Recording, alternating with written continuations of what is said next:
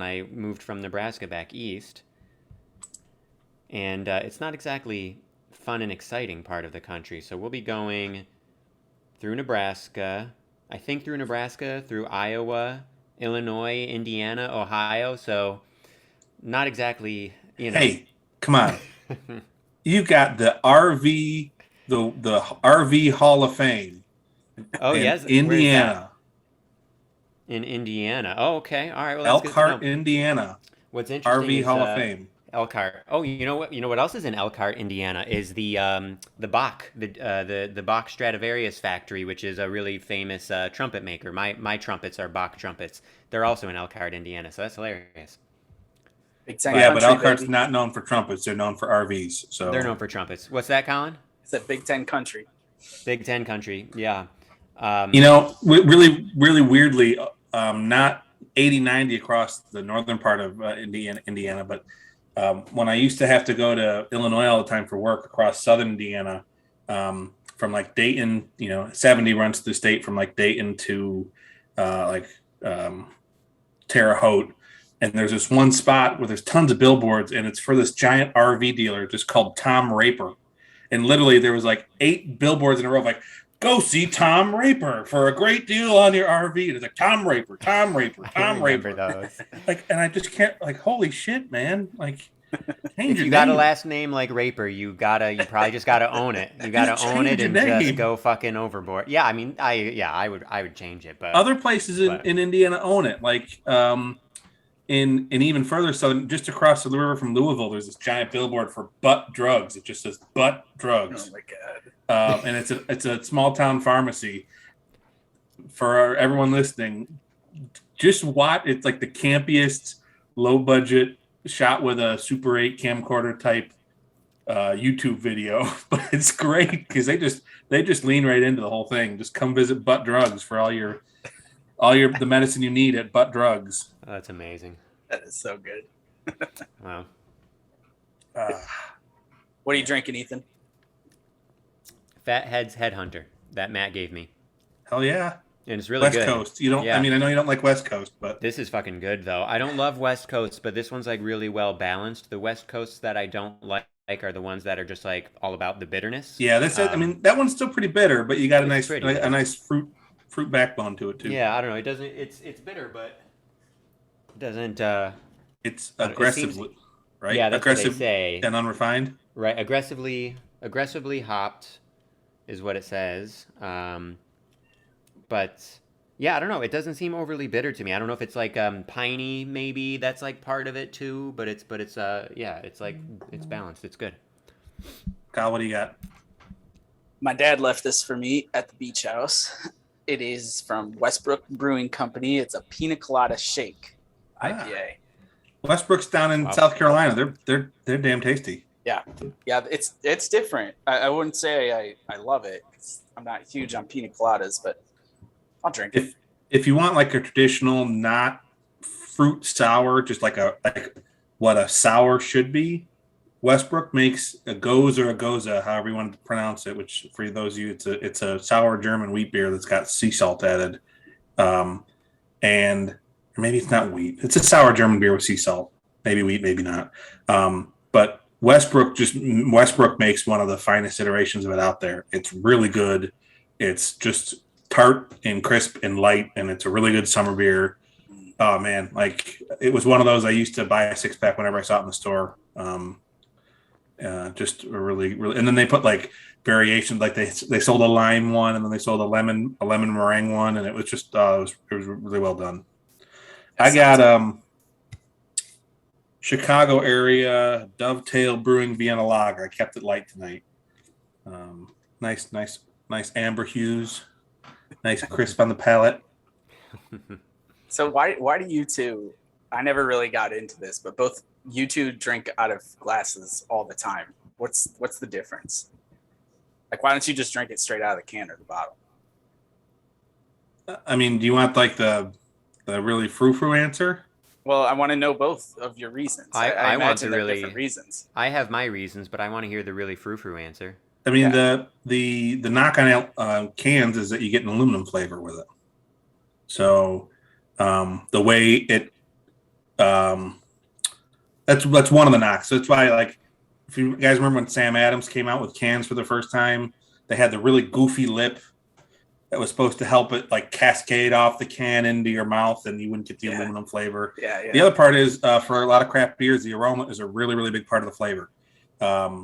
So with it in a can, you're not getting the aroma, and that's especially with hoppy beers. It's a really big part of the overall flavor that you taste. Now, it's weird because you have some pretty stark, kind of like opposite example, like the king of IPAs out there. You know, the longtime standard Alchemist's Hetty Topper says drink from the can. And I'm not quite sure why they say that, other than like on the can it says, you know, we put a lot of work getting all the hops into the can. We don't want you pouring it out into a glass. Drink right from the can. But in most cases, they say you want that aroma. You want that part of the experience of the beer. So you're talking about like the flavor of the beer, right? Yeah. So, but nothing to do with like you don't lose any carbonation when you pour it out or anything. No. If you pour it correctly, obviously. I still have a nice head. Yeah. Okay. Yeah, for me it's the aroma. That's the main reason. Yep. And that's really it. Okay. Well, I'll try it next week. It also makes dishes. So there's nothing wrong with drinking from a can, especially if you want, like, I don't know, you go to the beach and you want a portable, easy to drink can that's not glass, that's not going to cut yourself. So, right. There's nothing wrong with that either. Did either of you guys watch Parks and Rec? Yes. So Billy Eichner plays that character Craig, and he like freaks out all the time, right? So there's this one bit where he's like training to become a wine sommelier, and he's like freaking out, as he's always freaking out, and he's at Tom's restaurant. He's at Tom's restaurant. He's like, smell is 90% of taste, maybe 95. And so like that's what I think of with this is, you know, smell is part of is an important part of taste. Man, the image you need to freeze when you put this episode up is Ethan like. Yes, scare away our remaining 2 3/4 listeners. Hey, we're growing, all right. Growth takes okay. time. It takes time. We're getting there. Mm-hmm. All right, I got some topics for you guys. We can get into topics, and then I figure we can do at least one, if not both, mailbags after. Okay. Cool. What do you guys have? Anything before I dive into my things? Nope. Man, if you guys ever get a chance to go to the fancy seats at Yankee Stadium, do it. It did look amazing. Yeah, tell us a little bit about that. Matt went to the worst Yankee game of the year, but seriously. But I had the best experience. I don't know why. Maybe it was because it was Labor Day, or maybe because it was the Blue Jays. I don't know, but I was poking around online and found Legend Suites tickets for like a third of the normal price. So I jumped on them, and oh my goodness, like I can tell you why those seats are empty most of the time. It's because everyone's inside stuffing their face and getting booze and free food. The place was incredible. I had the tenderest, thickest cut filet mignon before the game. It did look great. With roasted vegetables and potatoes. My brother had really good looking sushi. They had just a mountain, like a 1.5 foot tall mountain of lobster tail. Just like, come get your lobster tail. I had Oreo pancakes. They had like a fancy Mediterranean olive bar. They had a huge pasta station. They had wild caught halibut from that day's market. They had all of this nuts stuff, and that's just upstairs. And we were seated like within, it felt like a cruise ship actually. Within like 2 seconds of being seated, like a gentleman walked over and was like, "Your waters," and just like set water down on the table. The only thing we had to pay for was booze. But like we finished there. We finished upstairs with all these fancy tables and bars and food. Then you walk downstairs and it's the same spread. Plus on both sides of the room, they've got like on the left is all of your fancy ballpark food. So burgers, hot dogs, sliders, pulled pork, pizza, popcorn, chips, pretzels, chicken tenders, French fries. On the right side, there's a giant dessert stand with fancy macaroons and cake pops and ice cream and all this nuts and the fanciest bathrooms ever been in a stadium. And you just walk around and just pick up what you want.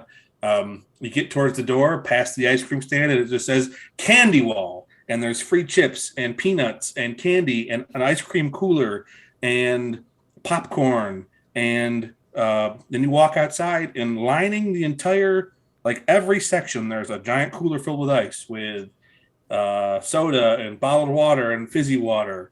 And you just walk down. Oh, I guess I want a Pepsi, like free. Even though if I go 5 feet to my right in the little plebeian section, that same Pepsi is going to cost you $9.95 or whatever it is, because whatever. But oh my goodness, it was awesome.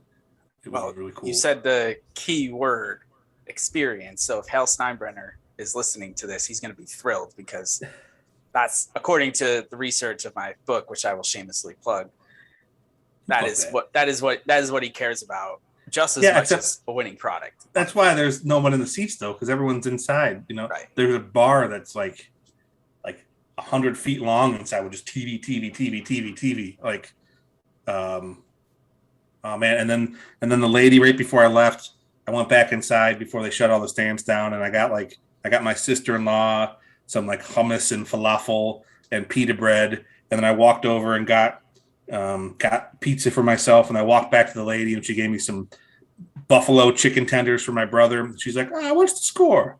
And I was like, man, they're losing 3-0. She's like, man, they better win. If they don't win, I won't cook them good food tonight. And just like sauntered along on her way, and I was like, she might actually be cooking tonight for them. They probably get the similar spread that we do after the game. So, that's hilarious. True. Holy crap, it was so much fun. But anyway, that's my little breathless. It was a crappy baseball game. No one walked. The fucking most exciting part of the game was Anthony Rizzo's bunt single. Gio booted 2 balls. Glaber booted 1. They led off the game with back-to-back homers. The Blue Jays did, and all of the Blue Jays homers were cheapies, but they count the same. Brooks Kriske should not be on the roster. And your boy Gallo. What? And your boy Gallo. Golden sombrero. Lowest OPS on the team right now. That's amazing that the game you went to, he had the golden sombrero. No, Three of them looking. That is the 3 of them looking, and that's a high probability with him. Come on. and I'll throw this out there maybe for later discussion. The Yankees are a better team with either Velasquez or Wade in the lineup. It was bad. Glaber looks terrible. Gio looked a little bit better at the plate, but with 2 errors in the field, that was frustrating. It was bad. I can't even. I want to rag on so many other people, but like at least Gary had some good at bats. At least Rizzo got on base when they needed to. Brett got on base. DJ got on base, but they looked like the plodding team from 20 games ago, where the big bats, when they're silent, it's deafening silence. And then we only got 1 bat out of Luke Voigt late in the game, and it was I think a foul out maybe. Like, I can't remember, but it was a tough game to watch. But yeah, brutal. Anyway. Well, now that we lost all of our listeners, I've expelled the demons from me. The filet mignon only partially makes up Hal Steinbrenner. Get a better team on the field. Well, I will say real quick for anyone who's watching, notice the jersey's back on, because guess who won their week 1 matchup? Penn State took the victory in Wisconsin. Nice. Came home. Wisconsin's good, aren't they? Yep, they were. Wisconsin was number 12. Now Penn State's number 11 in the country. Rankings came out today. They got the same record as the Syracuse Orange. They won on the road as well. True story. I'll give you that. I'm not going to say anything. No, Penn State actually had a quality win. That's awesome. Yep, big road win. All right, so I want to start with a different topic than normal because we talk about random things here. I just finished binging a 9/11 docu-series on Hulu, and so this episode's going to come out on 9/9, 2 days before the 20th anniversary of 9/11, and I would just love to hear. We were all the same age, not in the same school. 2 of us were in the same school. 1 of us was not. I would love for everyone to just tell how they found out and what their reaction was, because I think when you hear mine, you won't be surprised, but I would love to hear. I don't know if we've ever talked about this, like literally the three of us. So this will be new. Yeah, I don't know if we have. That's funny. I do remember. So this is 7th grade. I was in Colin, one of our favorite teachers, Mr. Shippey's social studies class. Shippey. Yep, Nice. I was in Shippey's social studies class, and I remember He was my soccer coach. Yeah, That's and the connection. Yeah. Right, and he must have just heard about it. However, and I remember like in class, he turned the TV on. Hold on 1 second before you get too detailed. Bring her out. We have a guest appearance. Oh, the guest Bambina? appearance. Round of applause, everyone. Round of applause for. Yay! Come on. Maybe they're she's gonna clapping show for up. you. Hey, she is. Yay! Yay! I just had a oatmeal cream pie. Whoa. Mmm, delicious. Look at the microphone. Can you say hi? Can you say hi? Grandma says it's out of your stash, Ethan. It's out of my stash. I did always have one of those when I would come over. Yeah, that's hilarious. She's gonna turn it off. I know. Say hi. Say goodnight. All right, Stella, you're not bringing much to the table, so you can leave. You gonna point to them again? Can you say adios? Can you wave adios? Bye. She kind of pointed. That was Oh, cute. look at that. She had like a little smile. smirk. Yeah, a little Yeah. smirk there. That was good. And our ratings are going to go through the roof now. Oh yeah, babies. Exactly. cute baby. Hannah babies. for sure will tune in. Yeah. Bye. Say bye bye. Bye, Stella. Say goodnight, Dad. Night, Bambino. Love you. Bye, Toddy. All right, back to Shippey. Yeah, so I was in Mr. Shippey's social studies class, 7th grade, and I remember he just turned the TV on, and so we had like, I'm sure one of the main news channels, whatever it was. Was this in the morning or the afternoon? I feel like it was the afternoon. Okay. I don't think it was late afternoon. I feel like it was like middle of the school day, but I could be wrong. That's just kind of what my memory seems to think. I remember being more confused than anything, I think, at the time. I don't think, and I think it had to do with like our age. I'm sure there were plenty of us who probably didn't understand what exactly was going on immediately. Yeah. And I mean, I think we knew quickly, like we knew within, probably later that day, or the adults probably already really understood it. But I remember just being like, wait, what? Like airplanes like flew into the buildings? Like what the fuck? Like what happened? So yeah, it was surreal, and it's equally surreal that it's already been 20 years. That seems insane. But yeah, that was what it was for me. Go ahead, man. Going next. I got a couple really vivid memories that day. Number one, it was delivered to me. It was in 4th period, right before the class started. I don't know if you guys encountered Jim Zemotel. Yeah. He was the backup goalie on the high school hockey team. Goofy guy, really nice guy, really goofy. He was the one that was like, terrorists just crashed planes into the World Trade Center and the Pentagon, and he said the White House too. And I just remember like, what? Like, you're joking, right? He's like, no, I'm serious. And that was really weird. Number one, because I didn't normally believe what he said. But how did he know all of that without social media? I don't know. But then we were just starting 4th period English class when this is a lady, and I remember what was really actually concerning as a kid is she would not talk about it. She did not say anything about it. Everyone in the class was buzzing about these crazy rumors of what happened, and she just went on. I mean, which to her credit, she probably just wanted to get through, like, keep things normal. Let's not panic. There's nothing we can do anyway. But like President at that Bush. point, the cat was out of the bag. Like, everyone wanted to know something was going on, and she's like, "We're not going to talk about that. We're going to go read, talk about Huck Finn or whatever we were talking about that day." But then getting later in the day, like still not knowing what's going on for another couple periods. And then after lunch, we had like a 15-minute just study hall period.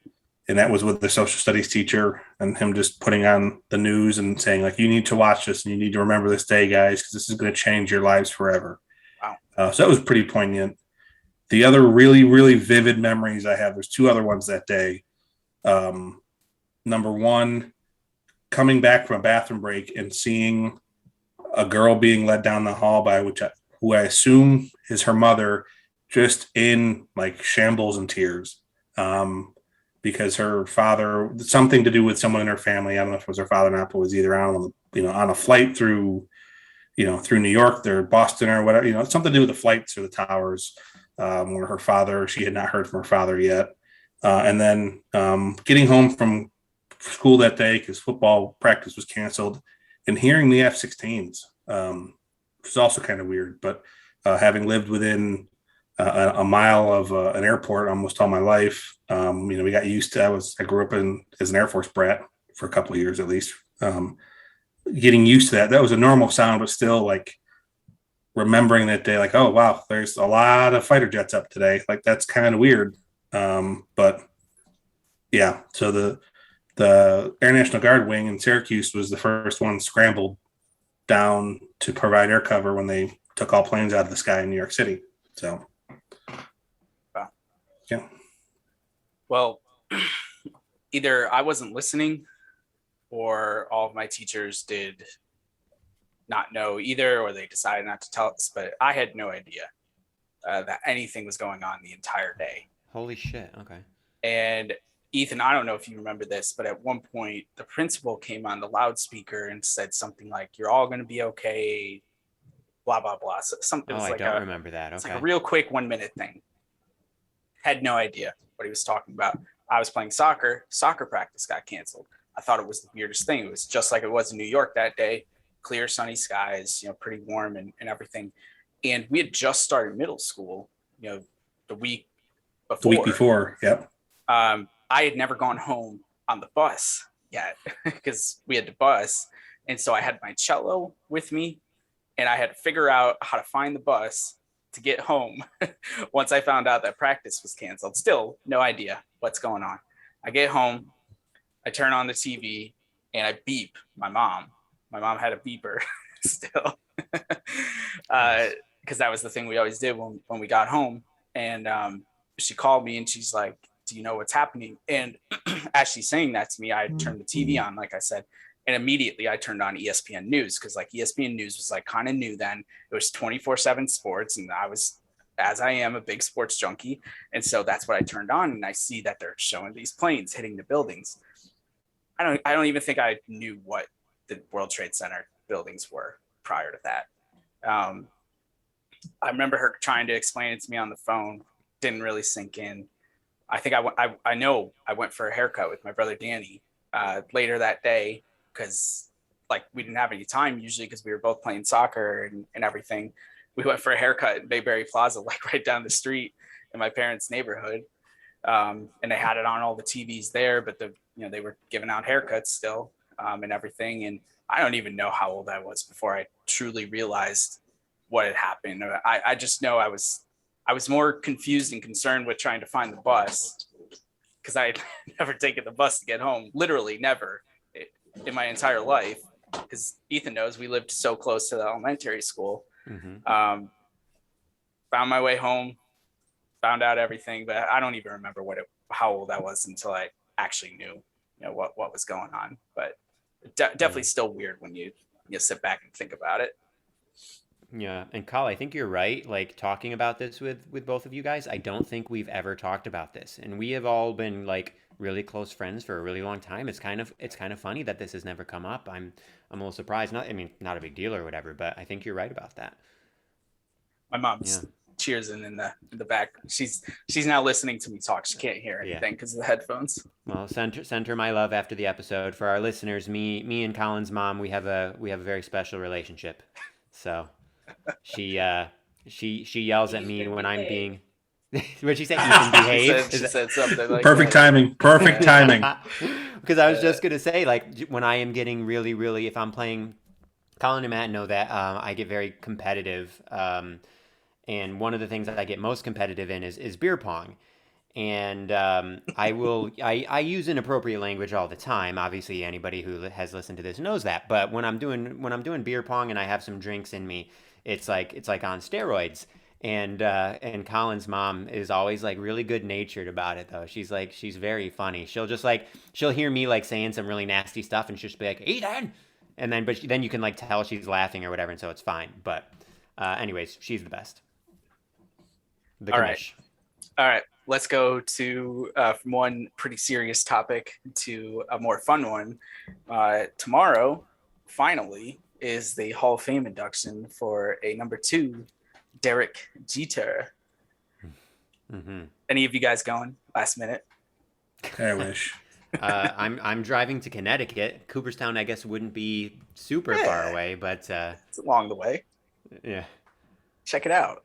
Uh-huh. I It's got gonna no, be I don't it's really, gonna be jam packed. yeah, and I don't think going to an induction ceremony, regardless of who it's for, doesn't really hold that much appeal for me, to be honest with you. Um, yeah. It can be fun. I mean, it wasn't a baseball induction ceremony, but I saw Metallica inducted into the Rock Hall. Yeah. But was That's there like a pretty cool. performance? Was there like a concert component to Yeah, it?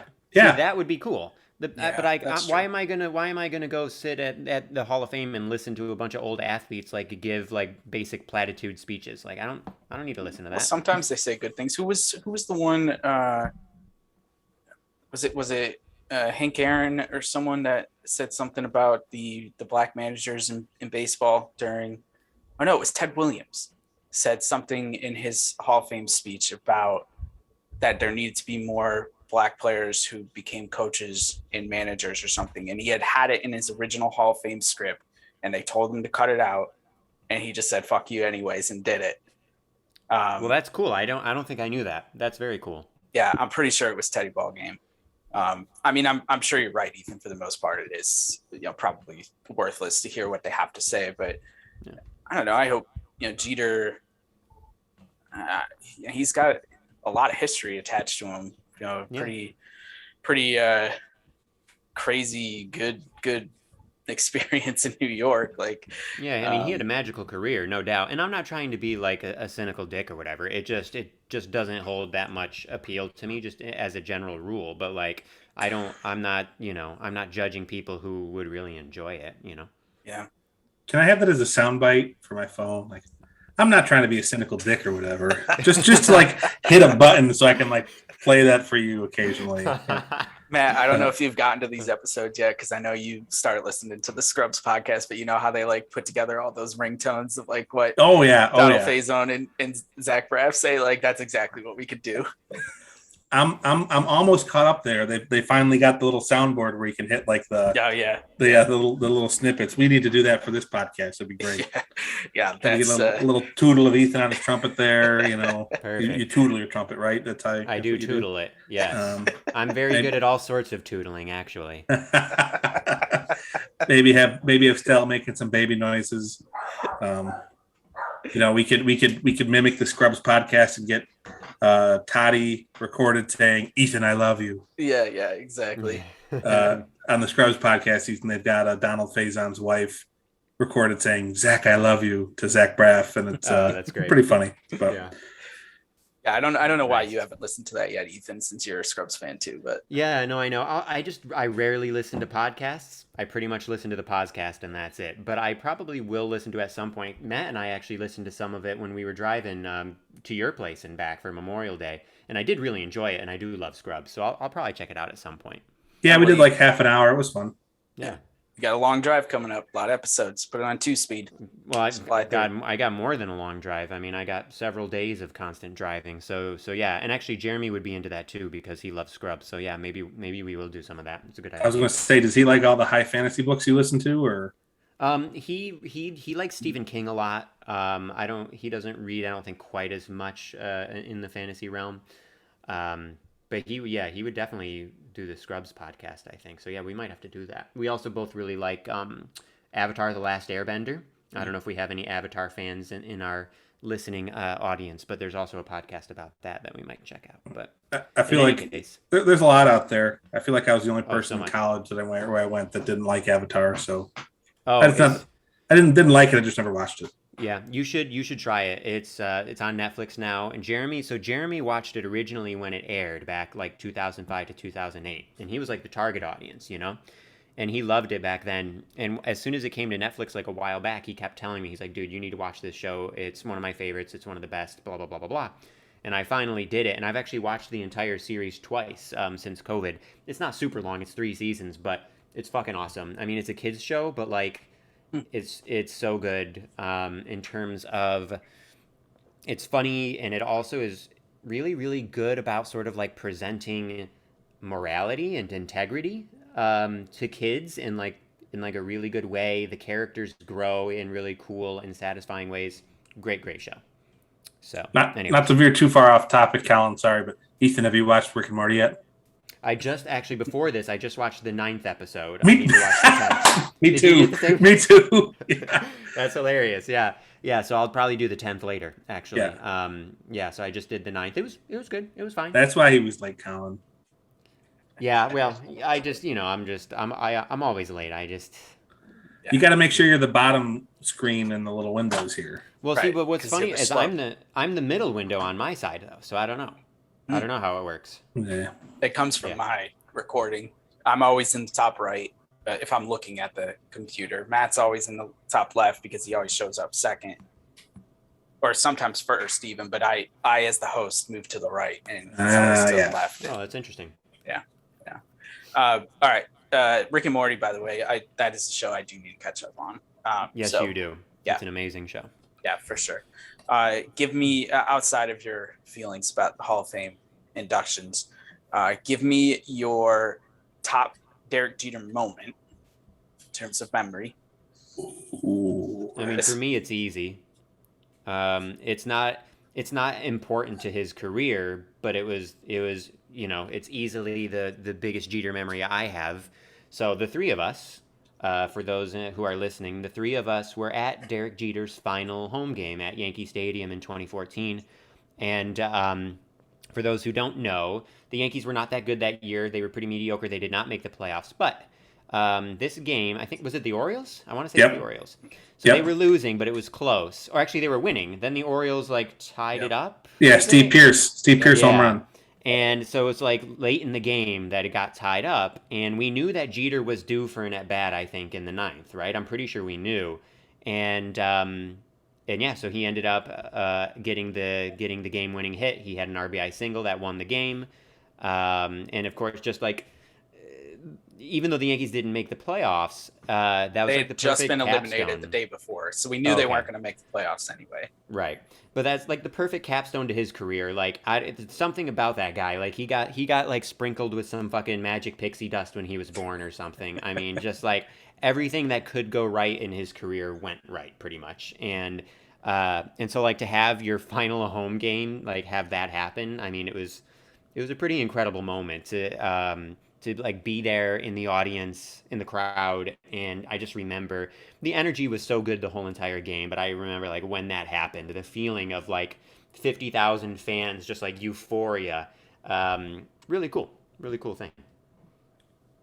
I don't know if I've got a specific moment, but I'll say my formidable years as a Yankees fan. I don't know if he was my grandpa's favorite player, but my grandpa really, really liked Derek Jeter. And so, I still remember we would spend a week with my grandparents every summer. And we would sit out by the fire and listen to the game on the radio. And just I just really, really remember those times. I remember my grandpa really liking that new young Derek Jeter kid. Because back in the day, he was, still a 21-year-old rookie. Yeah, brand new to the team, but that face of the franchise type guy.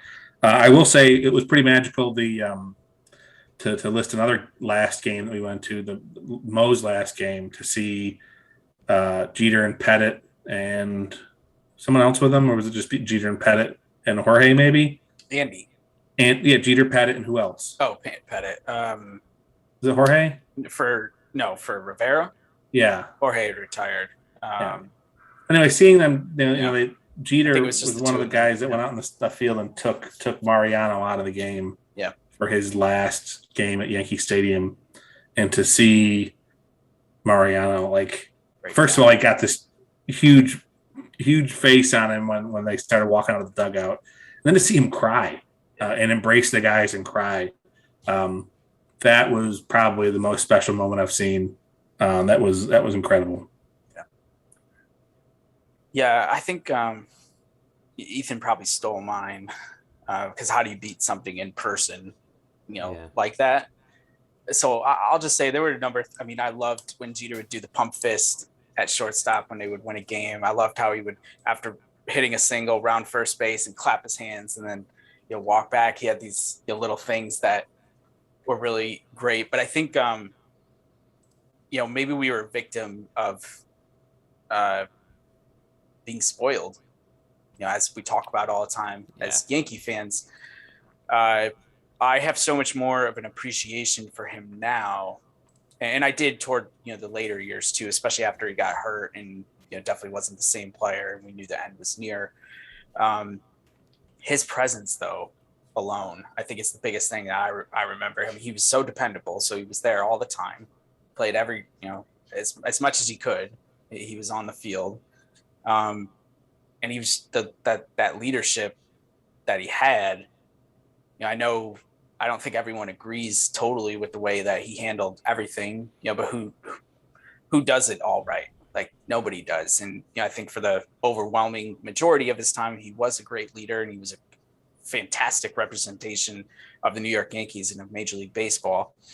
And I think he's going to be one of those people, if we're fortunate to have him for the next 20, 30 years, and he comes back to Old Timers Day or something, he's going to get those standing ovations that Joe DiMaggio got, that Mickey Mantle got, and he's going to be revered, and rightfully so, because he was that type of player.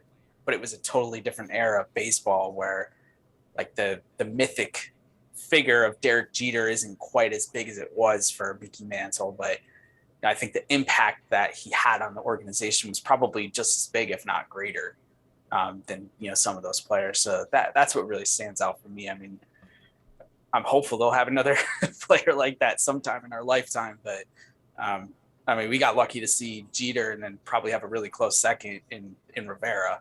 At the same time, that's pretty incredible. Yep. In today's day and age, when Robinson Cano comes to mind. Again, I don't know if Robinson Cano has the Derek Jeter because of everything that we know now, and he's suspended this season for PED and everything. But he didn't even stick around after that first contract was up, and the Yankees chose not to.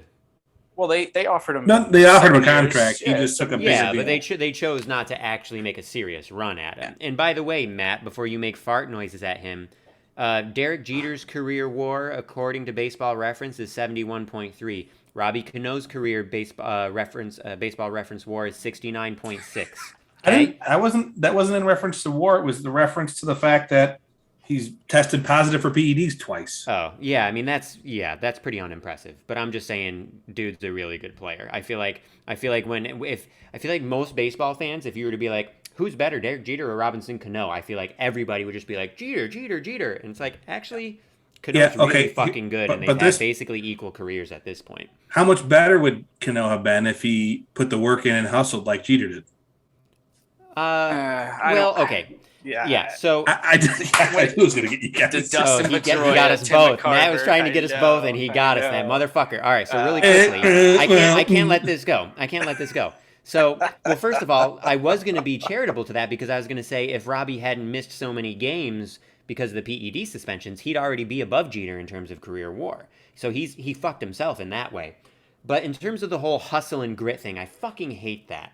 This whole argument that, like, every baseball is a marathon. It's incredibly taxing on these guys' bodies over the course of an entire season. So when you have these people making these arguments that it's some, like, basic game in May where, like, the stakes are not that high in May, okay? You've got time. You've got a long season ahead of you. And then, like, if you hit, like, a really obvious, like, easy grounder to the second baseman and you don't run as fast as you fucking can, you'll get people who are like, oh, that guy's lazy. He was just jogging. It's like, it's a long-ass fucking season. He hit a really easy grounder to the second baseman. He doesn't need to bust his ass every single fucking time. You keep doing that, you might pull your hamstring, and then it's all for naught. So that whole argument is it's a waste of time. Games in May count the same in the standings as games in September. I'm not saying they're not worth winning, but I'm just saying that there are plenty of plays where it is not necessary for a player to be giving 110%. Yeah, I mean, think about in the NBA all the plays that LeBron takes off on defense to preserve his body. The way that he plays defense. And I mean, people talk about it, but they don't talk about it the same way. This is another classic baseball thing where people are like, baseball is this holy grail of hustle, of, like, stats matter, of everything, blah, blah, blah. Like, it doesn't matter in other sports that these things happen. in the same way. Even the PEDs, like nobody cares in other sports, but baseball fans are so weird. Yeah. I mean, the one thing that's really interesting, this is a Jeter related thing, is two highly revered Yankees, Jeter and Don Mattingly, were victims, I think, of their work ethic, where they kind of grinded their bodies into the ground. Obviously, Jeter lasted longer than Donnie did, but when he broke that ankle, I mean, he was done after 2012. Like, he was just never the same. He couldn't come back in 2013. And then he was done in 2014. But at that point, Jeter was like LeBron. He's like, I want to keep playing, all these years, and his body totally gave out. And Donnie Baseball, they would talk about he would be in the cage, constantly hitting, and I can't help but think that had something to do with his back problems. Like, it's, at a certain point, you just overwork your body, like year after year after year after year. Yeah, exactly. Our bodies are like a finite resource. Like it's not unlimited. You don't have unlimited swings or throws in your body. You know what I mean? Like eventually your body's going to break down no matter what substances you're taking, No matter if it's hot dogs from Babe Ruth or Natural Light and Mickey Mantle. Right. Or what was it for Boggs? Fried chicken? Fried chicken. Fried chicken, but the other fried chicken, a bucket of KFC before every game. But the other rumor is, the other story is that on team flights back, he would pound a whole case of beer. He would sit there with a case of Busch and just drink the whole thing. Have you guys never seen that episode of Always Sunny? I don't know. Which one? There's an episode on Always Sunny where their goal is to break the record of beers drank on the plane held by Wade Boggs. Oh, that's hilarious. I don't think I've seen that episode. I need to find that. That's amazing. Yes, I can't believe they did an episode about that. Notorious. That's fucking for genius. just funny. Pounding them. Okay, that's awesome. Yeah, so funny. Definitely got to look at it. All right. Well, I was going to ask something else about Jeter, but I think we banged that into the ground. So... I'm just happy I got a rile out of you guys. That's all I was going for. Yeah, you know how to push those buttons. That's for sure. Oh, man. All right. I got a trivia, and then we got a mailbag question. I don't know if you guys are going to have to look up what the trivia answer is, because I don't know what this is. I'd be surprised if you know. But this comes from Cousin Greg, and he wants to know, if we know the only player to finish their career with 3,000 plus hits and have the same exact number of hits on the road as he had at home. Ooh. I feel like I've heard this before. Early guess would be Tony Gwynn. But my guess is Roberto Clemente. My guess, no, Roberto Clemente had like exactly 3,000. He had exactly 3,000. Yeah. That'd be really hard. To have 1,500, I guess it would say George Brett. All right, let's go to splits for Tony Gwynn first. Splits. Got to go away from the camera, guys. Sorry. You can see me, but I can't see you. Splits. Career splits for Tony Gwynn. Equal hits on the road and at home. Okay. Okay. Well, Tony Gwynn had an odd number of hits, so I'm already lost. But he had 1,555 hits at home and 1,586 on the road. So I am close with him. That was real close. George Brett. Here we go. George Brett. Splits. By the way, here's a plug while I'm searching everyone. Baseballreference.com is a wonderful website for baseball nerds. I'm sure you can just Google the answer and find it. Well, that's what I did. I Googled it, and I'm not getting it. 1637 at home for George Brett and 1517 away for George Brett. Colin, you got another? Ethan, what's your guess? Well, I had said Roberto Clemente, which is not a good guess because he had 3,000 hits in his career, and there's no way he had 1,500 each. I don't think. That seems highly unlikely. Yeah, that would be crazy. I love that when you look up Wade Boggs' stats, he's got batting and pitching stats because every once in a while. No, Boggs was much better at home. Man, who else? Did you look at Clemente, though, just out of curiosity? No, not yet. I will. Yeah, Boggs had the monster all those years in Fenway. Yeah. Yeah, right. Just why the fuck am I not finding this? I wonder if it's like someone wouldn't think of like a power hitter like Bonds, right? Bonds had 3,000 hits, right? Maybe not. No, Ethan, you were close. 1528 to 1472. Hey, all right. Much closer. Almost than as I close thought. as me. That's a good guess. All right. Um, Matt, what was your guess and what was it again? What were his numbers? Tony Gwynn. Gwyn. Yeah, and what were Gwynn's? They were close. So his were.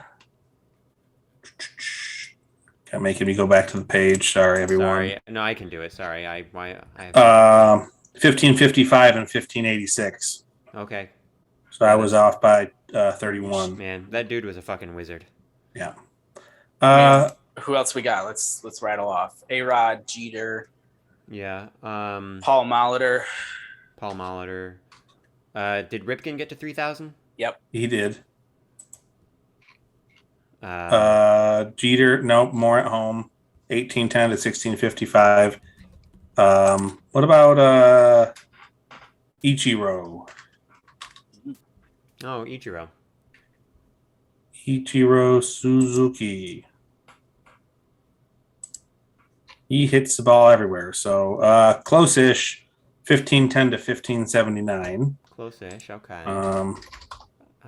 What about Stan Musial? You might need to Here, I'll expedite look it up. this. Yeah, so you might need to start helping. We're both looking it up. This is making for really exciting listening for Yeah, I for know. everybody.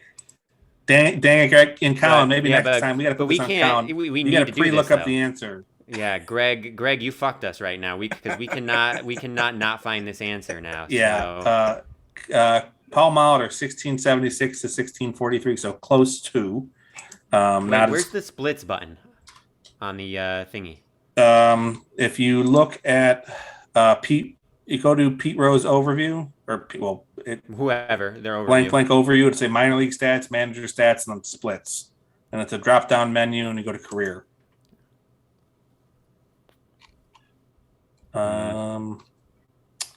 Pete Rose. Wow, he was close. Was he? 2,123 at home, 2,133 on the road. Damn. Okay, I'm gonna go Ty Cobb next, Ethan, because that's the book that your dad let me borrow and read. Yeah, right. Ty Cobb. Colin, if it's something like George Sisler, I'm gonna be really upset. So wait, but none of us know the answer, right? Presumably No. Greg does. Colin, are you texting him to have him just just did, give yeah. us the answer? All right. I just did. So we can come back to it, see if he answers. Oh, there it is. Hold on. Wait. Oh, it's probably just on Wikipedia. I can't believe it's not a basic Google search. I know. I was pretty surprised, and I worded it a couple different ways too. Man, there's a lot on the list.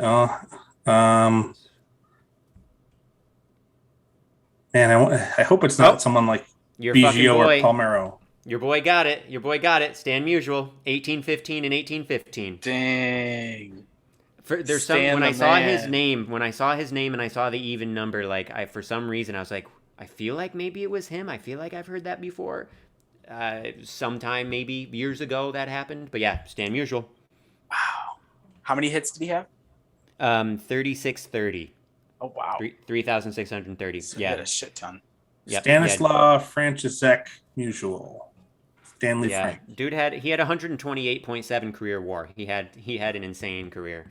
Now, granted, baseball back then, as we know, was very different and not nearly as competitive as baseball in the quote unquote modern era as we think of it.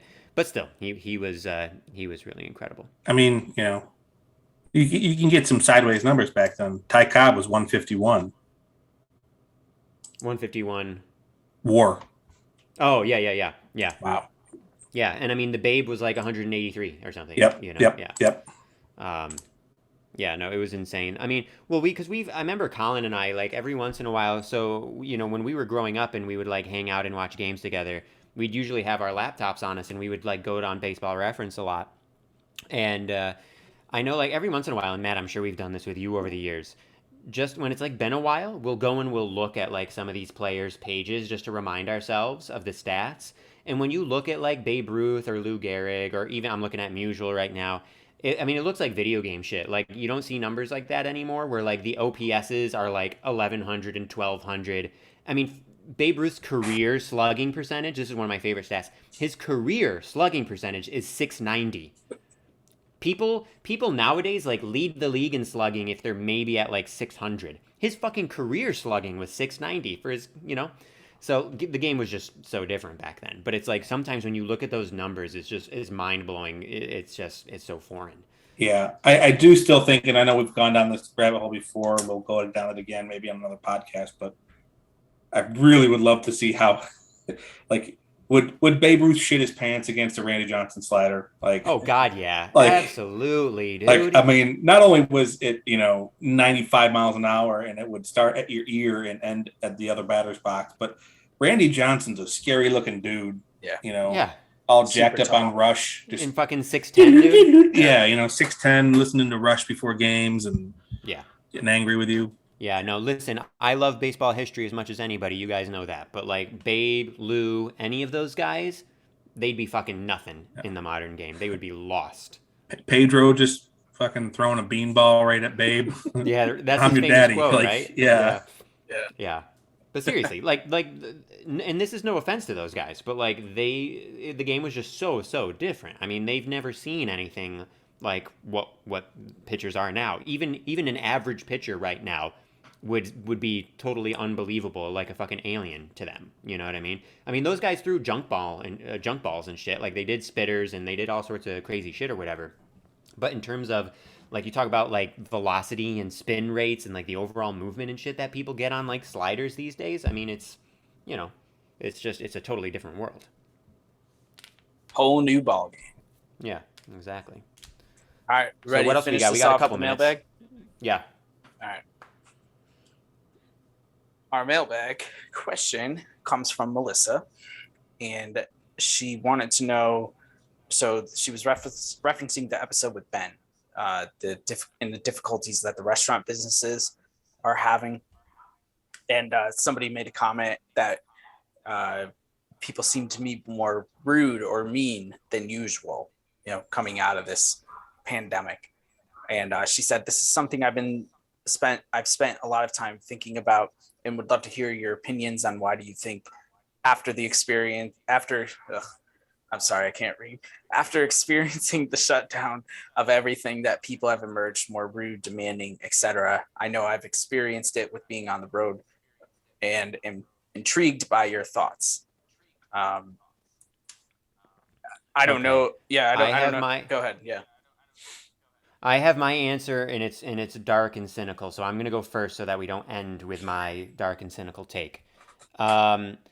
It's because humans are weak and shitty, basically. And I truly believe that. Like, even in good times, not even coming out of a pandemic, I think that humans are just like emotionally and intellectually weak. And I think that most people, when they have had a rough go of it, rather than trying to just like better themselves and be as kind as possible to other people, they take it out on other people. And so I think that's what you have. I think you have everybody is like really burnt out. It's been an incredibly difficult year and a half. Now some people, to Melissa's credit, and I'm sure she's one of them, I think there are people who may be more like us who realize how difficult it's been and who are maybe trying to be extra kind and like give bigger tips to the restaurant people and all of that. But I think you have plenty of people who just aren't thinking like that. They're thinking, hey, the world's open again, get a fucking job. And if you're not doing it the way I want you to do it, then you're you're shitty and you're lazy and you're scum and whatever. So yeah, I have pretty low standards. I have a low bar for humanity. And so to me, this is literally just humanity being exactly where I would expect them to be. Man, I wish I had my button from earlier. Like, I don't know about being cynical. No, I'm just kidding. But well, I mean, I am. I wasn't trying to be one earlier, but like, I freely admit that I am. But I'm also not saying this just to be inflammatory. Like, I honestly believe it. So that's my take. Sorry, Melissa. I read an interesting stat the other day. It was an article about the increase in FAA complaints, or instances of rowdy and unruly passengers. So interestingly enough, in 2019, actually, it was all like this was already a problem in 2019. So belligerence and rudeness and failure to comply with rules was already ticking up back then. However, it seems like it's been juiced by in the last year and a half. In the case of flights, I know flight attendants are talking about people just getting loaded at the airport, being a big part of it. I do want to say there's been, in my opinion, kind of a amplification of really, really radical rhetoric, whether it's political or otherwise, and a hyper partisanship and hyper politicization of everything. That's the word. That's true, actually. Yeah, that's a great point. That's definitely a part of this. Yeah. And I think, especially in the let's say last 5 years, a lot of these behaviors of rudeness or, again, like hyper aggressiveness have been, and this is what's scary to me, is normalized. I think, despite everyone's wishing that it's not, I think it's almost, like the shamelessness, it's okay to be an asshole. People don't care anymore. It's become more, I don't want to say it's not more acceptable, but it's become more normalized. Part of me wants to say potentially this wasn't happening, or this has always been happening, and it's now just being captured on camera and on And we have the internet, so everything, So like, everything. Karen's didn't just start showing up these past 5 years. We just started documenting it better, and that goes. And I hate to keep going this way. That goes even more so to say for racism. That didn't just start happening recently. It's just being documented now. Exactly. But and I'm not pointing to anyone in particular, any political party. I'm just saying I think this I don't know, again, radicalization maybe isn't, but aggressiveness has just been kicked into overdrive.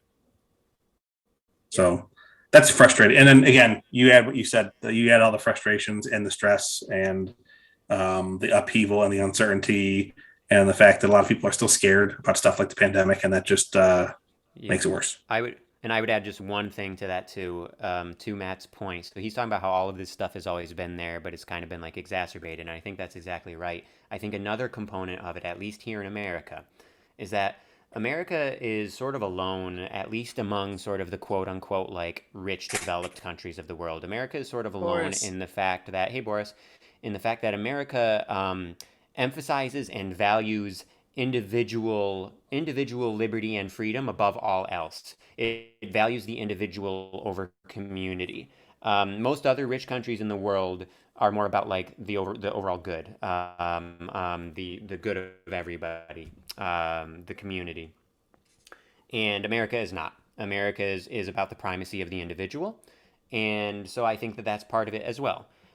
When the very like root of your country's sort of narrative and identity is selfishness, then yeah, you're gonna have all of this shit that Matt was talking about, and it's gonna get worse as a result of a fucking global pandemic. Ethan, so that's community's only 2 letters away from communism. Yeah, I know, Marxists. Right? Exactly. Well, that's that's funny, and I know you're joking, but like I'm certain that there are many people who feel that way in this country. I'm certain. Anyways, really, what it is I watched like a 30-second clip of Alex Jones today screaming about ivermectin, and holy crap! Like, man, we can. I don't think I'm ever gonna. I don't think I'll put myself through that. I don't think I'm gonna waste 30 seconds of my life. I'd rather like scratch my butthole for 30 seconds. I don't know.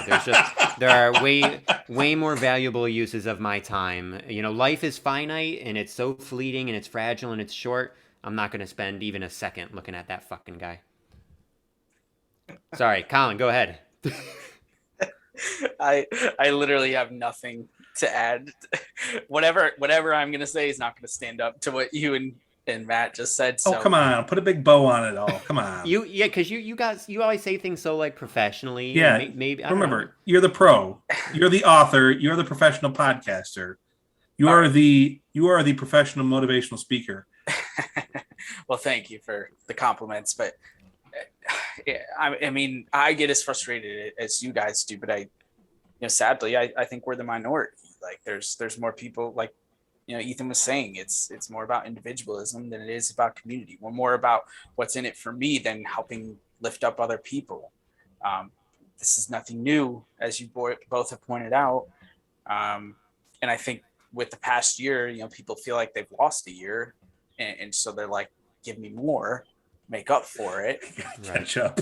Gotta catch up on my asshole quotient, Yeah, right, exactly. Yeah, that's a good point, Kyle. Yeah. Well, and sorry, I talk a lot, so tell me to shut up every once in a while. But to tie it back to the original mailbag question, like, you can be critical without being a jerk. Like, and it's a trait that both of you share, being former restaurant industry workers. And I love going to restaurants with both of you. Like, Colin will be like under his breath, like, they should have come over and checked on us by now. Or like, that's not professional. They should have been doing something else differently. Or, Ethan, you'll be a little less subtle about it, but you'll still say like, hey, that was wrong. But like, not to them, you'll just like mention it to me. Like, oh, hey man, something's wrong. They must be swamped, or, hey, something's going wrong. Yeah, or, hey, exactly. They're probly slammed. Like, just fucking be nice. It's a so really you guys job. can be, you guys can be observant and critical critical meaning like objective, maybe is a better word, of the service or what's going on. But never once have I heard you like be anything but your most respectful Ethan Ertz talking to the commish voice, level of niceness to service industry workers. And, that's not to say that you can't critique or you can't be objective, but yeah, I mean, literally being a good person costs you nothing. It costs you nothing. It costs you effort, though, and that's what I mean about people being intellectually and emotionally weak. When you're when you're like in a bad mood and you've had a hard time of it, trying to be a good person and trying to be really kind, it requires intellectual and emotional effort, and I think that many people aren't capable of it. That's what I meant about the weakness. But that's my opinion on it. But yeah, I'd agree with that. But Matt, you're right, and yeah, absolutely.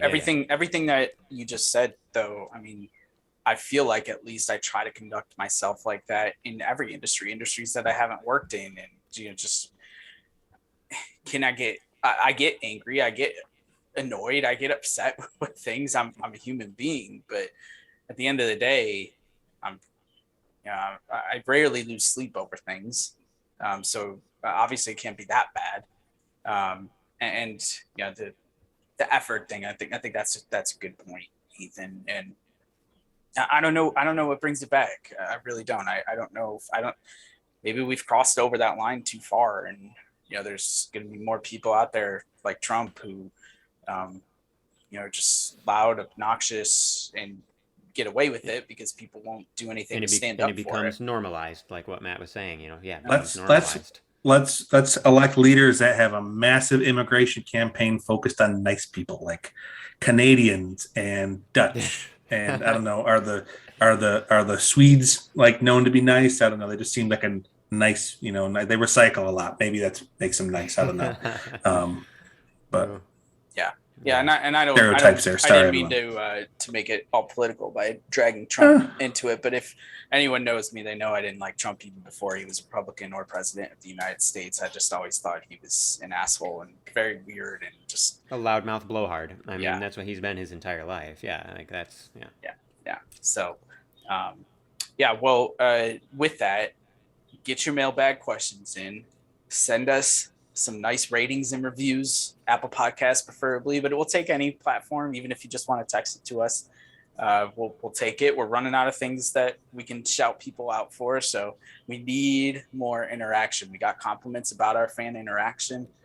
We need more of it. If you want us to keep talking about you, send them along. I don't know. Is that a good plea? Shout out to the Landrys in upstate New York for watching us on the big screen. And newly married.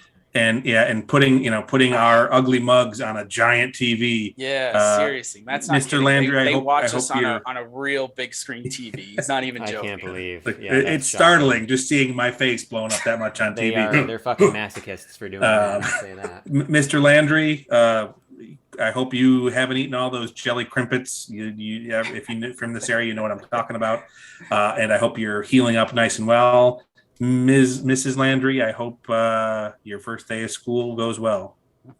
Aw, so nice. She hasn't started school yet. It's After Labor Day. After Labor Day this week? Yeah, it's either today or Thursday. So depending on when they listen to the pod. Yeah, I'm so into Southern living. They started school long ago. My school's already started too, yeah, but I remember up north everybody's starting now. Yeah, I already forgot. Yeah, my bad. All right, good. Well, Matt, that was really nice because we can end. That's a little bit of a nicer note to end on than the previous. And butterscotch crimpets are amazing. No. You like the butterscotch? I forgot. Oh, Someone else mentioned that you love tasty cake and crimpets. I sent Jay. I was telling Matt about that. Okay, Colin, you love tasty cake, right? I remember. I remember talking about that. I live a mile from the tasty cake, or I work a mile from the tasty cake factory. I sent Jay 2 boxes of jelly crimpets to speed his recovery. I know that last time we visited. So next time we visit, we will be getting boxes of tasty cakes and bringing them down to the man cave. I can always mail them to you. Don't worry. They're coming. We have some in the area. I've been able to find them, but they have crimpets, but they don't have the one I'm really looking for is a chocolate tasty cake with chocolate cream filling in the middle. I've only been able to find them in Scranton. That's the only place I've ever had them. I'm on the case. There we On go. the hunt. Anyone else, if you have tasty cakes, send them to me. You need my address? DM me. That's what we're going to end on. Say goodbye to the podcast. Bye. Adios.